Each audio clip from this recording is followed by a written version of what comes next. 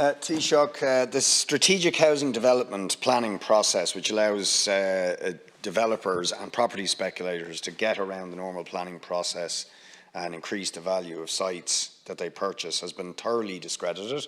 It was brought in supposedly to accelerate the delivery of the housing that we need to address the housing crisis, but as we know, only 1/3 of SHDs have actually been commenced, and now we have the phenomena of these places that get SHD permission being flipped by speculators to make extortionate profits, but still delivering no housing. The Chivers site, an absolute disgrace, where they lied to the local community and local representatives. And just to highlight another one in my own area, I've just discovered in Dean's Grange, the former Jet garage site, bought by Hyundai, then and a vehicle run by Hyundai Dalton Investments DAC, got an SHD 3 years ago on a site that's been derelict, by the way, for more than a decade, and have just flipped it in recent times.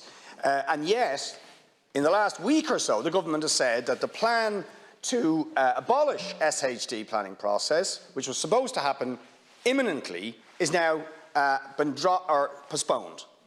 Now, could you possibly explain that, when it is absolutely clear SHDs are simply a mechanism for property speculators to make money, get planning permissions, inflate the value of their assets, and then in many cases flip them, and have nothing to do with delivering the public and affordable housing that we actually need? Why are you now extending out the SHD process, which is completely discredited and has done nothing to address the housing crisis and is only benefiting the speculators?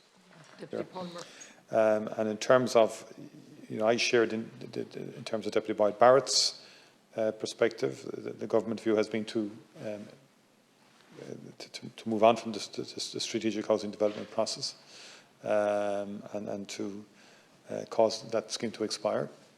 We have initiated a full comprehensive planning review because we do think there's a need legally and so on to streamline planning overall, but to facilitate obviously communities to raise issues in respect of developments.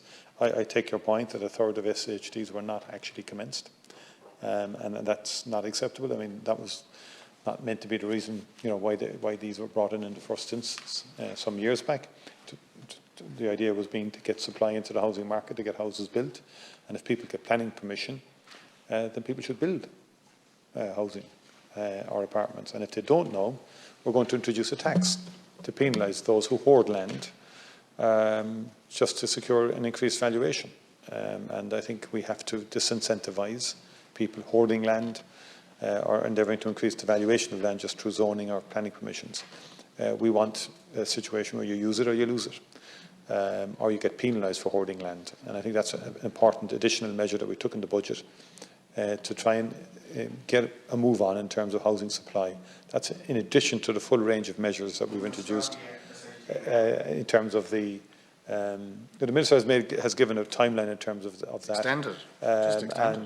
And in terms of the affordable housing scheme, in terms of the social housing, in terms of cost rental, in terms of the homelessness initiatives, there's a whole, and in terms of Part 5 initiatives, there's a full suite of measures there that are very comprehensive and that involve unprecedented state resources to deal with the housing issue.